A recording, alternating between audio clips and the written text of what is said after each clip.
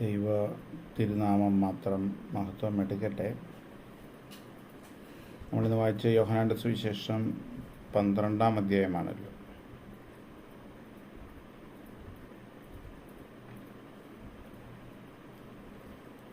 പന്ത്രണ്ടിൻ്റെ 26 നമുക്ക് വായിക്കാം. എനിക്ക് ശുശ്രൂഷ ചെയ്യുന്നവൻ എന്നെ അനുഗമിക്കട്ടെ. ഞാനിരിക്കുന്നിടത്ത് എൻ്റെ ശുശ്രൂഷക്കാരനും ഇരിക്കും.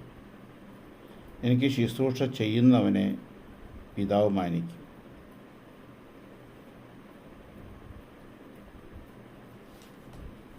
നമുക്കൊരു നിമിഷം കണ്ണെടുക്കാൻ പ്രാർത്ഥിക്കാം. സ്തോത്രം, സ്തോത്രം. സ്വർഗീയ പിതാവേ, കാരുണ്യവാനായ കർത്താവേ, പരിശുദ്ധ, നിന്റെ സന്നിധിയിൽ നിന്റെ മക്കളോട് ചേർന്ന് ഇടിവിൽ നിന്ന് ഞങ്ങൾ ഐകമത്യപ്പെട്ടൊരു വാക്ക് പ്രാർത്ഥിക്കുകയാണ്. സ്വർഗത്തിനും ഭൂമിക്കും നാഥനും സ്വർഗസ്ഥനും ആയ ഞങ്ങളുടെ പിതാവേ, അങ്ങയുടെ പുത്രൻ്റെ നാമത്താൽ അവിടുന്ന് ഞങ്ങളെ കാത്തുകൊള്ളണമേ. ഞാനും എൻ്റെ കുടുംബവുമോ ഞങ്ങൾ യഹോവയെ സേവിക്കും. കർത്താവേ, ഈ കൂട്ടായ്മയിലായിരിക്കുന്ന മുഴുവൻ പേരെയും നീ ഏറ്റെടുത്ത് അനുഗ്രഹിക്കണം. ഞങ്ങൾ വായിച്ച വേദഭാഗത്തിൻ്റെ മർമ്മങ്ങളെ കർത്താവെ നീ ഞങ്ങൾക്ക് വെളിപ്പെടുത്തി തരണം. ഞങ്ങൾക്കും ഞങ്ങളുടെ തലമുറകൾക്കും ആത്മരക്ഷയ്ക്ക് മുഖാന്തരമായി തീരണം. താവേ, നിൻ്റെ മക്കൾക്ക് ഈ കൂട്ടായ്മയിലായിരിക്കുന്ന മുഴുവൻ പേരും കർത്താവിനെ മഹത്വീകരിക്കുന്ന ശുശ്രൂഷകരായി വളരണം. അതിന് തക്കവണ്ണം അവരെ ഓരോരുത്തരെയും യോഗ്യരാക്കണമേ എന്ന് കർത്തൃനാമത്തിൽ പ്രാർത്ഥിക്കാം. വേണ്ടതായ ദൂത് കൊടുക്കുവാൻ ഈയിലെ ദാസനെ അഭിഷേകം ചെയ്യണമെന്ന് പ്രാർത്ഥിക്കാം. പ്രാർത്ഥന കേട്ടതിനായി സ്തോത്രം. എല്ലാം കർത്താവായ യേശു ക്രിസ്തുവിൻ അൻപുള്ള നാമത്തിൽ താഴ്മയോടെ ചോദിക്കുന്നു. കൃപയോടെ കേട്ടുത്തരം അരുളണമേ. ആമേൻ. ദൈവ തിരുനാമം മാത്രം മഹത്വം എടുക്കട്ടെ. വായിച്ച വേദഭാഗം 12-ാം അധ്യായം 26-ാം വാക്യമാണ്. എനിക്ക് ശുശ്രൂഷ ചെയ്യുന്നവൻ എന്നെ അനുഗമിക്കട്ടെ. ഞാൻ ഇരിക്കുന്നിടത്ത് എൻ്റെ ശുശ്രൂഷക്കാരനും ഇരിക്കും. എനിക്ക് ശുശ്രൂഷ ചെയ്യുന്നവനെ പിതാവ് മാനിക്കും. ദൈവത്തിരുനാമം മാത്രം. അപ്പോൾ കർത്താവിന് വേണ്ടി വേല ചെയ്യുന്നൊരു വ്യക്തി കർത്താവിനെ അനുഗമിക്കുന്നവരാകണം. അപ്പോഴാണ് ആ വേല തികവായി മാറുന്നത്. അതാണ് ഞാൻ നിങ്ങൾ പരിശോധിച്ച് നോക്കേണ്ടത്. അവണ്ണമുള്ളൊരു ശുശ്രൂഷയാണോ ഞാനും നിങ്ങളും ചെയ്യുന്നതെന്ന് പരിശോധിക്കുക. എനിക്ക് ശുശ്രൂഷ ചെയ്യുന്നവൻ എന്നെ അനുഗമിക്കട്ടെ. അപ്പോൾ ഇന്ന് അനേകർ കർത്താവിൻ്റെ വേല ചെയ്യുന്നവരുണ്ട്. പക്ഷെ എത്ര പേർ കർത്താവിനെ അനുഗമിക്കുന്നു എന്ന് നമ്മൾ പരിശോധിച്ച് നോക്കണം. ഞാൻ നിങ്ങളും ആ വേലയാണ് ചെയ്യുന്നതെങ്കിൽ ഞാൻ നിങ്ങൾ കർത്താവിനെ അനുഗമിക്കുന്നുണ്ടോ എന്ന് പരിശോധിച്ച് നോക്കണം. അപ്പം തോന്നിയേക്കാം, ഞാൻ കർത്താവിൻ്റെ വേലക്കാരനൊന്നും അല്ലല്ലോ എന്ന് തോന്നിയേക്കാം. പക്ഷെ ദൈവത്തിൻ്റെ വചനം പറയുന്നു, എല്ലാവർക്കും സുവിശേഷം അറിയിക്കുവാനുള്ള ചുമതലയുണ്ട്. സുവിശേഷം അറിയിക്കുന്നില്ല എങ്കിൽ അയ്യോ കഷ്ടം. നിർബന്ധം എൻ്റെയും നിങ്ങളുടെയും മേൽ കിടക്കുകയാണ്. അപ്പം സുവിശേഷം അറിയിക്കുന്നവൻ കർത്താവിൻ്റെ ശുശ്രൂഷകനാണ്. അപ്പോൾ ഓരോ ക്രിസ്ത്യാനിയും കർത്താവിൻ്റെ വേല ചെയ്യുന്നവരാണ്, ചെയ്യേണ്ടവരാണ്. അങ്ങനെയെങ്കിൽ ഓരോ ക്രിസ്ത്യാനിയും കർത്താവിനെ അനുഗമിക്കുന്നവരാകണം. ആർക്കാണ് ക്രിസ്ത്യാനി എന്ന പേരുണ്ടായത്? അപ്പോസ്തല പ്രവർത്തനം പറയുന്നൊരു വാക്യമാണ്. അന്ന് ക്രിസ്തുവിനെ അനുഗമിച്ച ക്രിസ്തുവിൻ്റെ അനുയായികൾക്കാണ് ക്രിസ്ത്യാനി എന്ന പേരുണ്ടായത്. അന്ത്യോക്യയിൽ ക്രിസ്തുവിനെ അനുഗമിച്ച, ക്രിസ്തു വിശ്വാസത്തിലായിരുന്ന ഓരോരുത്തരെയുമാണ്, അല്ലെങ്കിൽ ക്രിസ്തുവിൻ്റെ ശിഷ്യന്മാരെയാണ് ക്രിസ്ത്യാനികളെന്ന് വിളിച്ചിരുന്നത്. അപ്പോൾ ഞാനും നിങ്ങളും ക്രിസ്തുവിനെ അനുഗമിക്കുന്നവരാകണം, ക്രിസ്തുവിൻ്റെ ശിഷ്യരാകണം, ക്രിസ്തുവിൻ്റെ ശുശ്രൂഷകരാകണം, അനേകരോട് സുവിശേഷം അറിയിക്കുന്നവരാകണം. സുവിശേഷം എന്താണ്? ക്രിസ്തുവാണ്. ക്രിസ്തുവാണ് സുവിശേഷം. അപ്പം ക്രിസ്തുവിനെ മറ്റൊരു വ്യക്തിക്ക് പരിചയപ്പെടുത്തി കൊടുത്താൽ അവൻ സുവിശേഷം അറിയിച്ചു. സുവിശേഷം അറിയിക്കുന്നില്ല എങ്കിൽ അയ്യോ കഷ്ടം. ദൈവത്തിന് നാം മാത്രം മഹത്വം എടുക്കട്ടെ. അപ്പോൾ ക്രിസ്തുവിൻ്റെ ശുശ്രൂഷ ചെയ്യുന്നൊരു വ്യക്തി എങ്ങനെ ആയിരിക്കണം? നമുക്കൊരു വാക്യം വായിക്കാം. മത്തായിയുടെ സുവിശേഷം 5-ാം അധ്യായം 19-ാം വാക്യം. മത്തായിയുടെ സുവിശേഷം 5:19.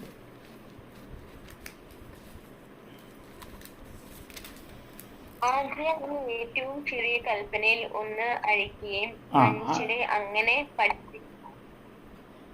അപ്പോൾ ഇതിൽ ഒന്ന് പറഞ്ഞ ആദ്യത്തെ വാക്യം വായിച്ച്. ഈ ഏറ്റവും ചെറിയ കൽപ്പനയിൽ ഒന്ന് അഴിക്കുകയും മനുഷ്യരെ അങ്ങനെ പഠിപ്പിക്കുകയും ചെയ്യുന്നവൻ സ്വർഗരാജ്യത്തിൽ ഏറ്റവും ചെറിയവൻ എന്ന് വിളിക്കും. അപ്പോൾ നമ്മൾ തിരിച്ചറിയേണ്ടത്,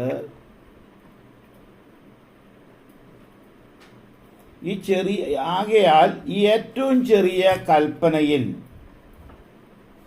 ഒന്ന് അഴിക്കുകയും അത് അങ്ങനെ തന്നെ പഠിപ്പിക്കുകയും ചെയ്തു. വല്ല തെറ്റും ചെയ്തോ? വചനം എടുത്തു, അത് അഴിച്ചു പഠിപ്പിച്ചു. അഴിച്ചു വേണം പഠിപ്പിക്കാൻ, കാരണം അത് വായിച്ച അനേകർക്ക് ഇത് മനസ്സിലാകില്ല. അതുകൊണ്ടാണ് കർത്താവ് ഉപദേഷ്ടാക്കന്മാരെ നിയമിച്ചത്. അല്ലെങ്കിൽ ഇത് ആൾക്കാർ വായിച്ചാൽ മതിയായിരുന്നു, ആരും പഠിപ്പിക്കാൻ വേണ്ടായിരുന്നു. നമുക്ക് കയ്യിൽ പുസ്തകം തന്നിട്ടുണ്ട്. അപ്പോൾ ഉപദേഷ്ടാക്കന്മാരെ നിയമിച്ചതിൻ്റെ ഉദ്ദേശം ഇത് അഴിച്ചു പഠിപ്പിക്കാൻ വേണ്ടിയാണ്. അഴിച്ചു പഠിപ്പിക്കാനുള്ളതാണ് ബൈബിൾ. പക്ഷേ അഴിച്ചു പഠിപ്പിക്കുമ്പോൾ എങ്ങനെ വേണം പഠിപ്പിക്കാൻ? ആകയാൽ ഈ ഏറ്റവും ചെറിയ കൽപ്പനകളിൽ ഒന്ന് അഴിക്കുകയും അത് അങ്ങനെ തന്നെ പഠിപ്പിക്കുകയും, ഉണ്ടോ, ഒരു വാക്ക് പോലും തെറ്റാതെ ഏതാശയത്തിൽ ഈ വചനം എഴുതിയിരിക്കുന്നുവോ അതേ ആശയത്തിൽ തന്നെ പഠിപ്പിക്കുകയും ചെയ്യുന്നവൻ സ്വർഗരാജ്യത്തിൽ ഏറ്റവും ചെറിയവൻ. അങ്ങനെ ചെയ്യുന്നവൻ സ്വർഗരാജ്യത്തിൽ ഏറ്റവും ചെറിയവനാകുമെന്ന്. ഉണ്ടോ, വചനം വായിച്ച് ധ്യാനിച്ച് അങ്ങനെ തന്നെ പഠിപ്പിച്ചു. അവനെക്കുറിച്ച് എഴുതിയിരിക്കുന്നത് അവൻ സ്വർഗരാജ്യത്തിലെ ഏറ്റവും ചെറിയവൻ എന്നാണ്. അടുത്ത വാക്യം. അവയെ ആചരിക്കുകയും പഠിപ്പിക്കുകയും ചെയ്യുന്നവനോ അവയെ ആചരിക്കുകയും പഠിപ്പിക്കുകയും ചെയ്യുന്നവൻ സ്വർഗരാജ്യത്തിൽ വലിയവൻ എന്ന് വിളിക്കപ്പെടും. വലിയവൻ എന്ന് വിളിക്കപ്പെടും. കേട്ടോ, അപ്പൊ ഈ വചനം അഴിച്ച് പഠിപ്പിക്കുമ്പോൾ ആ പഠിപ്പിക്കുന്നതിൻ്റെ ജീവിതത്തിൽ അതുണ്ടാകണം. അങ്ങനെയെങ്കിൽ തിരിച്ചറിയുക, അവൻ സ്വർഗരാജ്യത്തിൽ വലിയവനാകും. അതുകൊണ്ട് വചനം വായിച്ചു, അത് അങ്ങനെ തന്നെ അഴിച്ചു പഠിപ്പിച്ചു, പക്ഷെ അവൻ സ്വർഗരാജ്യത്തിൽ ചെറിയവനാണ്. അത് നമ്മുടെ ജീവിതത്തിൽ കൊണ്ടുവന്നിട്ട്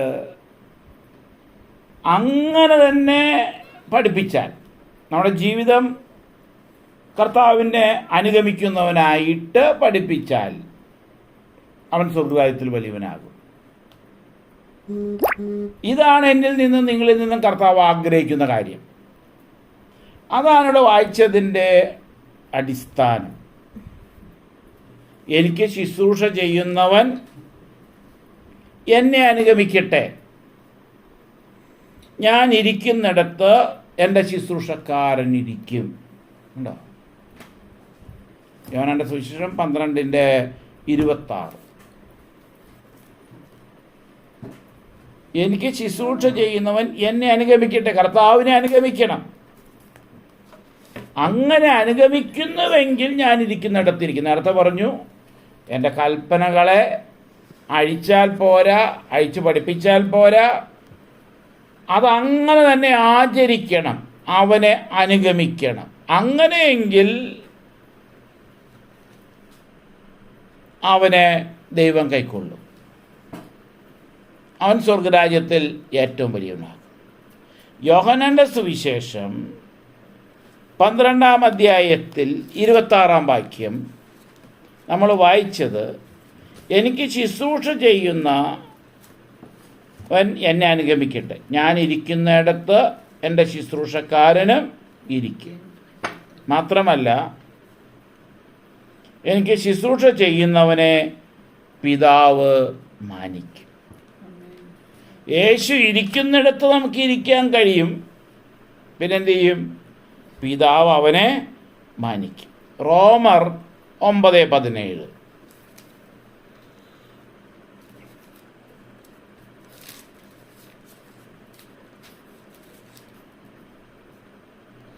ഇതിനായിട്ട് തന്നെ ഞാൻ നിന്നെ നിർത്തിയിരിക്കുന്നത്.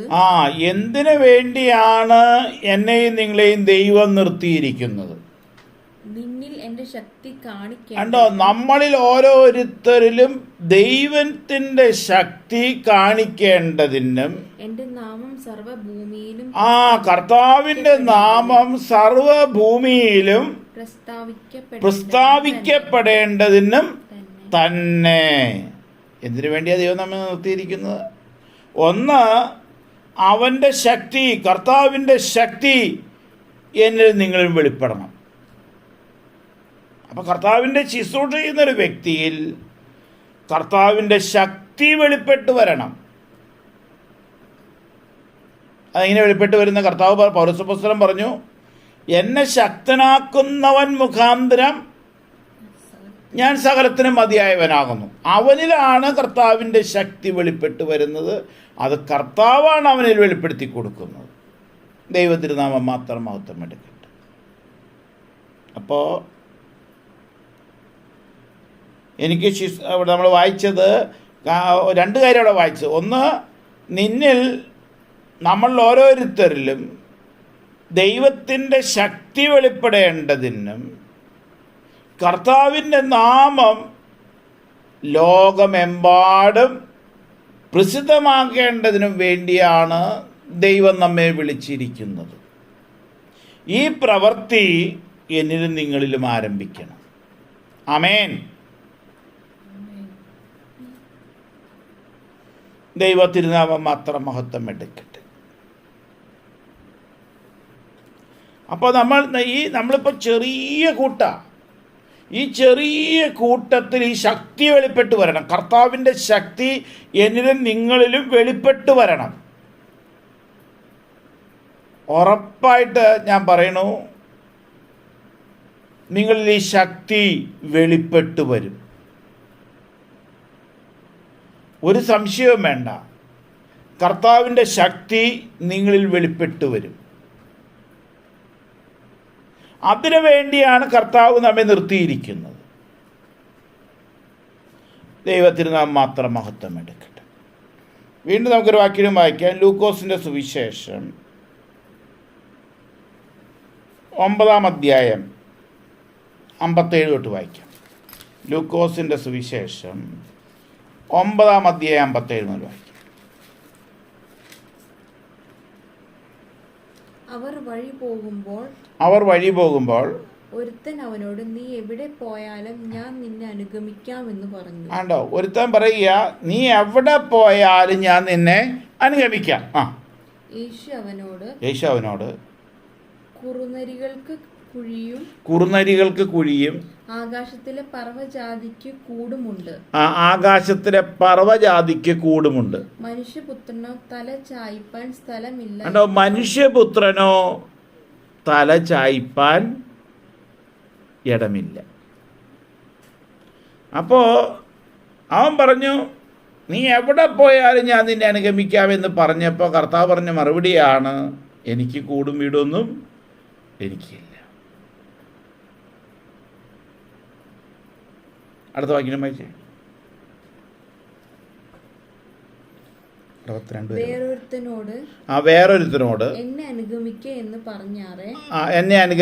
പറഞ്ഞാറേ അവൻ ഞാൻ മുമ്പേ പോയി എൻ്റെ അപ്പനെ കുഴിച്ചിടുവാൻ അനുവാദം തരയണം എന്ന് പറഞ്ഞു. അപ്പൊ വേറൊരുത്തനോട് പറഞ്ഞു, ഒരുത്തൻ പറഞ്ഞു നീ എവിടെ പോയാലും ഞാൻ നിന്നെ അനുഗമിക്കാമെന്ന് പറഞ്ഞു. അവനോട് പറഞ്ഞ മറുപടി എനിക്ക് കൂടും വീടൊന്നും എനിക്കില്ല എന്നുള്ളതാണ്. എന്നാൽ രണ്ടാമത്തവൻ അവനെക്കുറിച്ച് പറയുക എന്താണ്, നീ എന്നെ അനുഗമിക്കുക എന്ന് പറഞ്ഞു. ഉടനെ അവൻ പറഞ്ഞ മറുപടി എന്താണ്, ഞാൻ പോയി എൻ്റെ അപ്പം മരിച്ചു കിടക്കുക അവനെ കുഴിച്ചിട്ടിട്ട് വരാം. അവൻ പറഞ്ഞത് തെറ്റാണോ? എന്തിനു വായിക്കാം. ഞാൻ മുമ്പേ പോയി എൻ്റെ അപ്പനെ കുഴിച്ചിടുവാൻ അനുവാദം തരയണം എന്ന് പറഞ്ഞു. ഞാൻ മുമ്പേ പോയി എൻ്റെ അപ്പനെ കുഴിച്ചിടുവാൻ എനിക്ക് അനുവാദം നൽകണമേ എന്ന് പറഞ്ഞു. കണ്ടോ, ഉടനെ അവൻ അതിനകത്തൊരു നീക്കുപോക്ക് പറഞ്ഞിരിക്കുക. നമുക്കിങ്ങനെ കാണാൻ കഴിയും. കർത്താവിനെ അനുഗമിക്കാൻ പറയുമ്പോഴേക്കും ദൈവവചനം കേൾക്കണമെന്ന് പറഞ്ഞാൽ അനവധി തടസ്സങ്ങൾ അതിൻ്റെ മുമ്പിൽ കൊണ്ടുവന്ന് വെക്കുന്നത് കാണാൻ കഴിയും.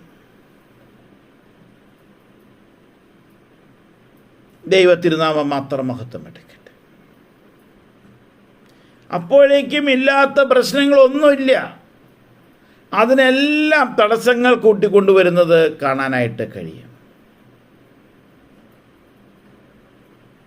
ദൈവത്തിരുനാമം മാത്രം മഹത്വം എടുക്കട്ടെ. അപ്പോൾ യേശു എന്താണ് മറുപടി പറഞ്ഞത്? വായിക്കാം. മരിച്ചവർ തങ്ങളുടെ മരിച്ചവരെ കുഴിച്ചിടട്ടെ. മരിച്ചവർ തങ്ങളുടെ മരിച്ചവരെ കുഴിച്ചിടട്ടെ. ഉണ്ടോ? അടുത്ത വാക്യം. നീയോ പോയി ദൈവരാജ്യം അറിയിക്ക എന്ന് പറഞ്ഞു. മരിച്ചവർ മരിച്ചവരെ കുഴിച്ചിടട്ടെ, നീയോ പോയി ദൈവരാജ്യം അറിയിക്കുക. ഇത് എൻ്റെ ഒരു അനുഭവം ഞാൻ നിങ്ങളോട് ഷെയർ ചെയ്യാൻ ആഗ്രഹിക്കുക. ആദ്യത്തെ ധ്യാനം എന്ന് പറഞ്ഞാൽ 2 താമസിച്ചുള്ള ധ്യാനം കഴിഞ്ഞിട്ട് മദ്യപാനികളുടെ ഇടയിലുള്ള ഒരു ധ്യാനം നടത്താൻ ഞങ്ങൾ തീരുമാനമെടുത്തു. അതിനു വേണ്ടിയിട്ടുള്ള ഒരുക്കങ്ങളെല്ലാം ചെയ്ത് അതിൻ്റെ മുന്നോടിയായി ഒരു 1 ഡേ ധ്യാനം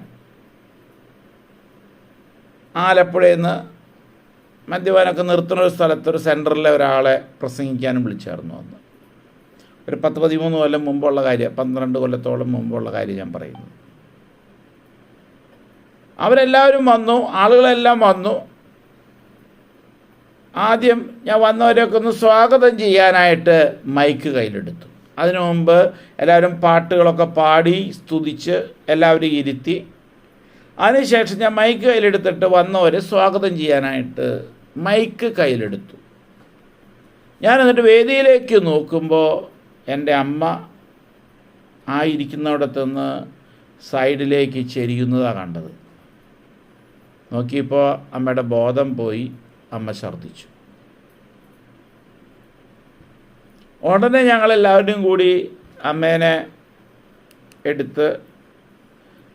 എടുത്തുകൊണ്ട് തന്നെ മുകളിലെ നിലയിലായിരുന്നു മീറ്റിംഗ്, എടുത്തുകൊണ്ട് തന്നെ താഴത്തേക്ക് കൊണ്ടുവന്ന് കാറിൽ കയറ്റിയപ്പോൾ എൻ്റെ കൂടെ പ്രവർത്തിക്കുന്ന അദ്ദേഹം എന്നോട് പറഞ്ഞു, നമുക്കിനി മീറ്റിംഗ് വേണ്ട ഷാന, ഇന്നത്തെ മീറ്റിംഗ് പിരിച്ചുവിടാമെന്ന് പറഞ്ഞു.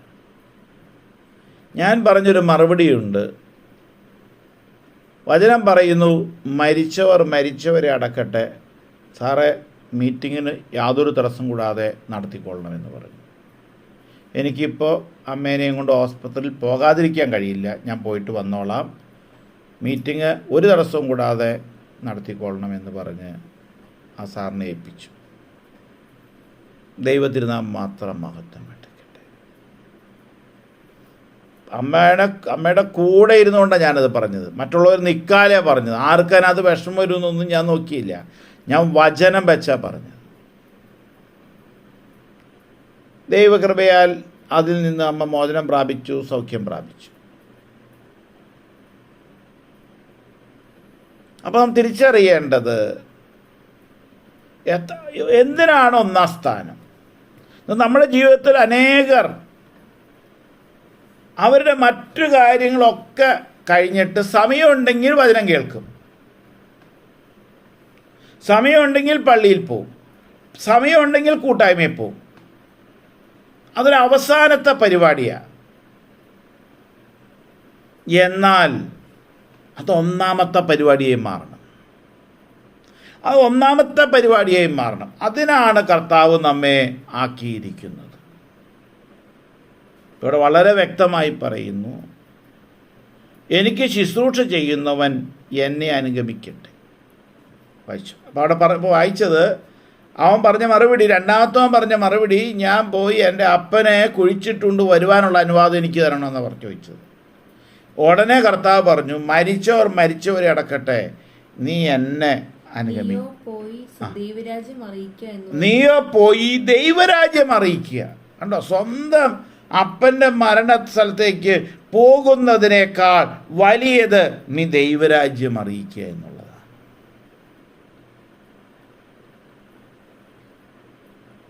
എത്രമാത്രം നമുക്കിത് കഴിയും? എത്രാമത്തെ വായിച്ചത്? വീണ്ടും വായിച്ചു, അടുത്ത വാക്യം വായിച്ചു. മറ്റൊരുത്തൻ കർത്താവേ ഞാൻ മൂന്നാമത്തവൻ, ആദ്യത്തവനും അനുഗമിക്കാന്ന് പറഞ്ഞു. ഇപ്പൊ രണ്ടാമത്തവൻ വേറൊരു കാര്യം പറഞ്ഞു. മൂന്നാമത്തവൻ പറഞ്ഞു, ഞാൻ നിന്നെ അനുഗമിക്കാം. ആദ്യം എന്റെ വീട്ടിലുള്ളവരുടെ യാത്ര പറവാൻ അനുവാദം തരയണം എന്ന് പറഞ്ഞു. ഞാൻ നിന്റെ കൂടെ വരാം, പക്ഷേ എനിക്ക് വീട്ടിൽ പോയി എല്ലാവരുടെയും അനുമതി മേടിച്ചിട്ട് വേണം വരാൻ. ഈ ലോകപ്രകാരം നോക്കിയാൽ അത് വലിയ തെറ്റല്ല. പക്ഷെ കർത്താവ് പറയുന്നതും പഠിപ്പിക്കുന്നതും കർത്താവിന് ഒന്നാം സ്ഥാനം. അവിടെ എന്താണ് കർത്താവ് പറഞ്ഞ മറുപടി? ഞാൻ വീട്ടിലുള്ളവരോട് പോയി യാത്ര ചോദിച്ചിട്ട് വരാം, എന്നിട്ട് ഞാൻ നിന്നെ അനുഗമിക്കാമെന്ന് പറഞ്ഞു. യേശു അവനോട് കൽപ്പയ്ക്ക് കൈവച്ച ശേഷം പുറകോട്ട് നോക്കുന്നവൻ ആരും ദൈവരാജ്യത്തിന് കൊള്ളാകുന്നവനല്ല. ഞാനും നിങ്ങളും കർത്താവിന് വേണ്ടി ഇറങ്ങാൻ തീരുമാനമെടുത്തുവെങ്കിൽ പിന്നീട് പുറകോട്ട് നോക്കുന്നവനൊന്നും സ്വർഗത്തിൽ പോകില്ല. എല്ലാം വിട്ട് കർത്താവിനെ അനുഗമിക്കാൻ ഇറങ്ങിയവൻ മീൻ പിടിക്കാൻ പോയാലും ഒന്നും കിട്ടില്ല. പത്രോസ് അപ്പോസ്തലൻ വീണ്ടും മീൻ പിടിക്കാൻ പോയി നോക്കി,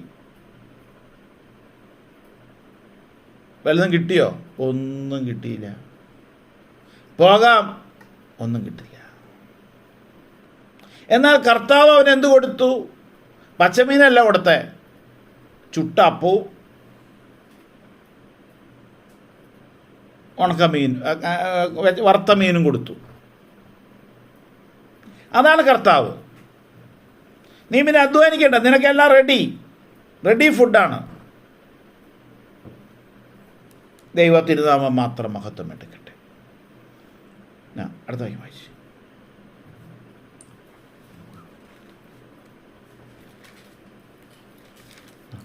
അപ്പോൾ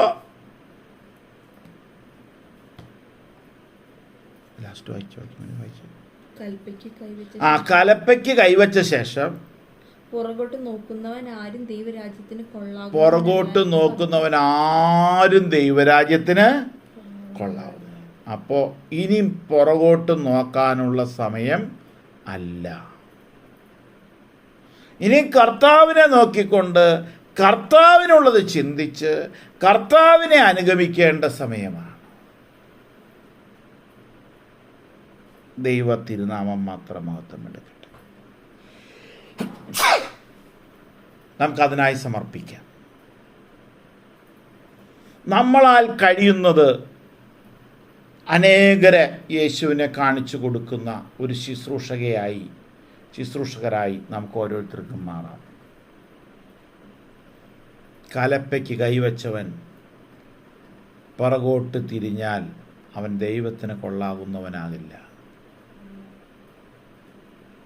അവൻ പിന്നെ അപ്പൻ്റെയും അമ്മയുടെയും ആരുടെയും സാങ്ഷൻ മേടിക്കാൻ പോകരുത് എന്നാണ് കർത്താവിൻ്റെ വചനം നമ്മളെ പഠിപ്പിക്കുന്നത്.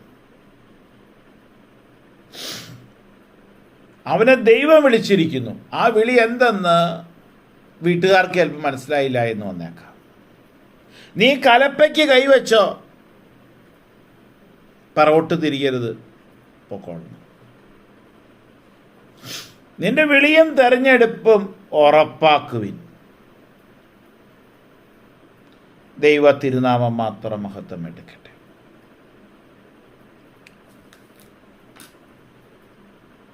സമ്പൂർണമായി നമുക്ക് അവണ്ണമൊന്ന് സമർപ്പിക്കാം. കർത്താവിനെ അനുഗമിപ്പാൻ സമർപ്പിക്കാം. സ്തോത്രം, സ്തോത്രം. സ്വർഗീയ പിതാവേ, കാരുണ്യവാനായ കർത്താവേ, പരിശുദ്ധാത്മാവേ, നിന്റെ സന്നിധിയിൽ നിന്റെ മക്കളോട് ചേർന്ന് ഇടിവിൽ നിന്ന് ഞങ്ങൾ ഐകമത്യപ്പെട്ടൊരു വാക്ക് പ്രാർത്ഥിക്കുകയാണ്. സ്വർഗത്തിനും ഭൂമിക്കും നാഥനും സ്വർഗസ്ഥനും ആയ പിതാവേ, അങ്ങയുടെ പുത്രൻ്റെ നാമത്താൽ അവിടുന്ന് ഞങ്ങളെ ഓരോരുത്തരെയും കുടുംബമായി കാത്തുകൊള്ളണമേ. കർത്താവേ, ഇന്ന് നീ ഞങ്ങളോട് സംസാരിച്ചത് ഞങ്ങൾ കേട്ടു. അത് ഞങ്ങളുടെ ജീവിതത്തിൽ അനുഗമിക്കണം, നിവൃത്തിയാകണം. അതിനായി പ്രാർത്ഥിക്കുക. അതിനായി അവിടുന്ന് ഞങ്ങളെ അഭിഷേകം ചെയ്യണമെന്ന് പ്രാർത്ഥിക്കുക. അതിനായി ഞങ്ങളെ ഒരുക്കണമെന്ന് പ്രാർത്ഥിക്കുക.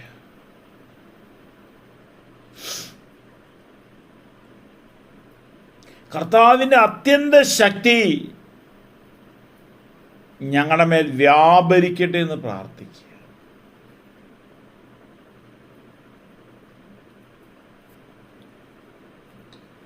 യേശുവേ സ്തുതി, യേശുവേ സ്തോത്രം, യേശുവേ നന്ദി, യേശുവേ ആരാധന.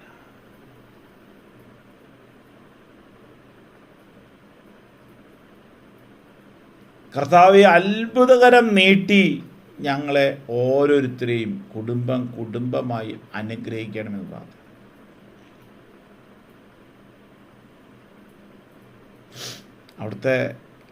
അവിടുത്തെ അത്യന്ത ശക്തി ഞങ്ങളുടെ മേൽ വ്യാപരിക്കട്ടെ, കൃപ വ്യാപരിക്കട്ടെ എന്ന് പ്രാർത്ഥിക്കും. കർത്താവേ, ഇനി കേട്ടത് ഞങ്ങളിൽ നിവൃത്തിയാകണോട്ടോ. അവണ്ണമുള്ള ഒരു വലിയ സമർപ്പണം ഞങ്ങളിലുണ്ടാകണം. കലപ്പയ്ക്ക് കൈവച്ച ശേഷം പിറകോട്ട് തിരിഞ്ഞു നോക്കുന്നവൻ ദൈവരാജ്യത്തിന് കൊള്ളാകുന്നവനല്ല.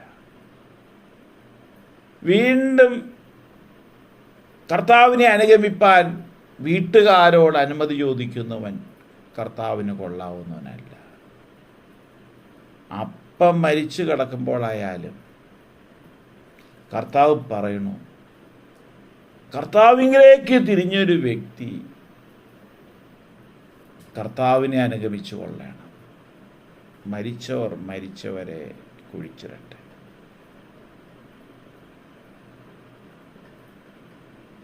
ഈ ലോകത്തിലൊരു വ്യക്തി വേർപെട്ടാൽ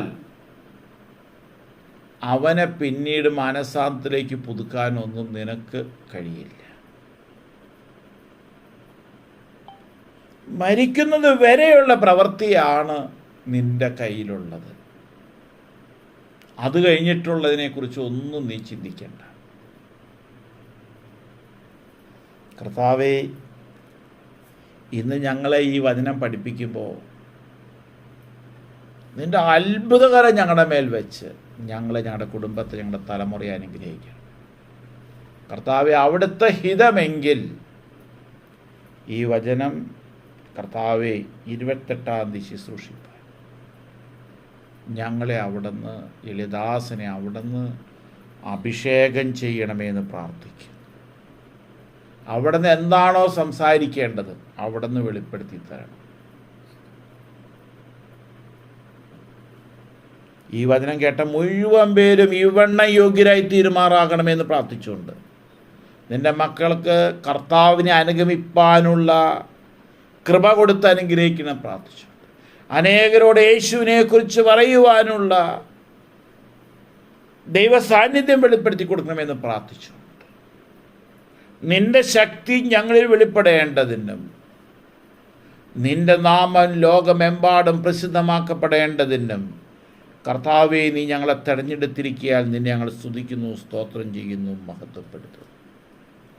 അവിടുത്തെ തൃപ്പാദത്തിൽ പൊടിയോളം താഴ്ത്തി ഏൽപ്പിക്കുന്നു. പ്രാർത്ഥന കേട്ടതിനായി സ്തോത്രം. എല്ലാം കർത്താവായ യേശു ക്രിസ്തുവിൻ്റെ അൻപുള്ള നാമത്തിൽ താഴ്മ ചോദിക്കുന്നു. കൃപയോടെ കേട്ടുത്തരമല്ലേണമേ. ആമേൻ. സമാധാനത്തിൻ്റെ കർത്താവായവൻ താൻ നിങ്ങൾക്കെല്ലാവർക്കും എല്ലായ്പ്പോഴും എല്ലാറ്റിലും എന്നേക്കും സമാധാനം നൽകുമാറാകട്ടെ. കർത്താവായ യേശു ക്രിസ്തു ഞങ്ങൾ ഓരോരുത്തരോടു കൂടിയും ഇന്നും എന്നാളും ഉണ്ടായിരിക്കുമാറാകട്ടെ. ആമേൻ. ദൈവം അനുഗ്രഹിക്കട്ടെ. ദൈവനാമം മാത്രം മഹത്വം എടുക്കട്ടെ. 28-ാം തീയതി ഞായറാഴ്ച ആരും ഒഴിയാതെ വരണം. സൺഡേ സ്കൂൾ എക്സാം ഉള്ളവരെ കാര്യത്തെക്കുറിച്ച് എനിക്കൊന്നും പറയാനില്ല. ബാക്കിയുള്ള എല്ലാവരും തന്നെ 28-ാം തീയതി ഞായറാഴ്ച നടക്കുന്ന മീറ്റിങ്ങിൽ യൂത്ത് മുമ്പിൽ തന്നെ വന്നിരുന്ന് കർത്താവിനെ സാക്ഷ്യപ്പെടുത്തണം. കർത്താവിൻ്റെ വേലയ്ക്കായി സമർപ്പിക്കപ്പെടണം. 28-ാം തീയതി സിയോൻ ധ്യാന കേന്ദ്രം വെച്ച് ഈ മീറ്റിംഗ് നടക്കുന്നത്. അതിൻ്റെ റൂട്ടൊക്കെ ഞാൻ ഫോണിൽ നാളെ അയക്കും. അവിടെ പാടേണ്ട പാട്ടുകളുടെ ലിറിക്സ് നാളെ അയക്കും. അതുപോലെ തന്നെ പാട്ട് ഇടാൻ പറ്റുമെന്ന് എനിക്കറിയില്ല. അതെല്ലാം നിങ്ങൾ നോക്കി പാടി പഠിക്കാനായിട്ടുള്ളൊരു ക്രമീകരണം ഉണ്ടാക്കുക. എല്ലാവരും ഒരുമിച്ച് ചേർന്ന് പാടണം. നമ്മളെല്ലാം ഈ ഗ്രൂപ്പിൽ നിന്ന് തന്നെയാണ് ചെയ്യുന്നത്. ദൈവം നിങ്ങളെ അനുഗ്രഹിക്കട്ടെ.